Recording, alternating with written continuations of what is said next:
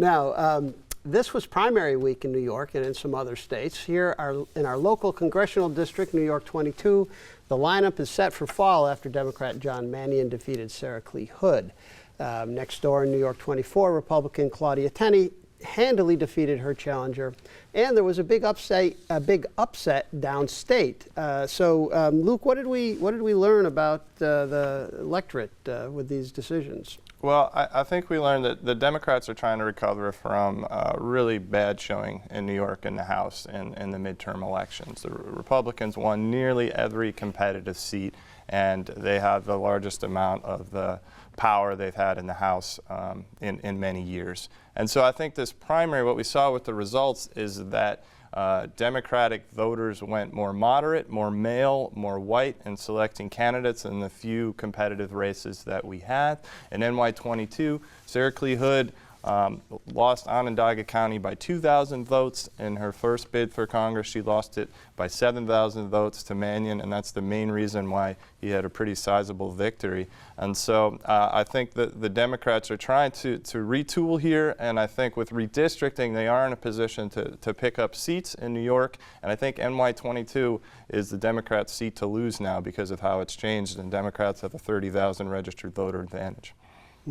So, what about downstate? We had the George Latimer, Jamal Bowman race, Michael. That was, I guess I don't know if we can call that an upset. I just did call it an upset, but maybe I was incorrect in doing that. Yeah, I paid a lot of attention to that one. You know, somewhere in the 16th district defeat for the incumbent is an allegory that says that you have to have a sense of balance, a certain political instinct, a sense of maturity, so to speak, right? To not fall prey to the spirit of the moment, bombastic, sensationalized, over-the-top rhetoric that may catalyze a movement to have you primary. But in a broader sense, I'd also like to say this is also perhaps a wake-up call for the Congressional Progressive Caucus, people like Bush in Missouri, Presley in Massachusetts, Jayapal in Michigan, to have a sort of broader appeal outside of their base and to be able to temper their strongest emotions if they want to stay in office. Now, how they do that is a very delicate dance for sure, so we'll see how it goes in the near future. And so the squad, if you will. I hate that word, but I like Progressive Caucus, but okay, the fine. Progressive Caucus, Bowman was really the first one to go down there, and Cori Bush, you mentioned in Missouri, has a primary herself coming up. So we could see there's some lessons there. Depends on geography too, particularly with suburban voters, because that 16th district got more suburban, it's got more Westchester, and so that doesn't work as well when it's less urban. And I don't think it was an upset. I'm struggling with how he thought he could have won, given how he has behaved. You know, his support, you know, his anti-Israel statements, his sort of, he seemed to be trying to appeal on a national stage when he has to get elected in Westchester County. And so I think that Michael's points are excellent ones. Right, and a lot of our politics seems nationalized now. I mean, a lot of our local races, people are talking about big national issues. Tara?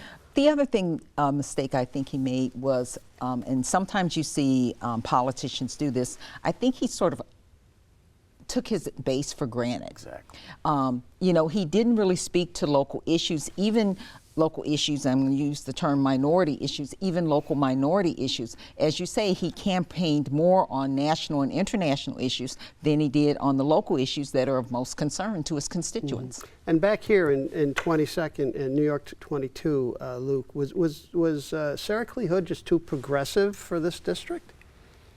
No, I think Democrats would be relatively satisfied if it was Mannion or Clee Hood. I think a lot of voters decided on who they thought best embodied the type of Democrat they would want in office, right? So Clee Hood purposely made an appeal to women fairly effectively, but Mannion used retail politics, labor union support to bring home the votes. Okay, very quickly, to Sarah's point, I had a friend who's at that last rally of Bowman. It was laced with profanity, laced with invectives, laced with all this sort of Hood credentialization that he's seeking on a local level. So Tara's point is excellent.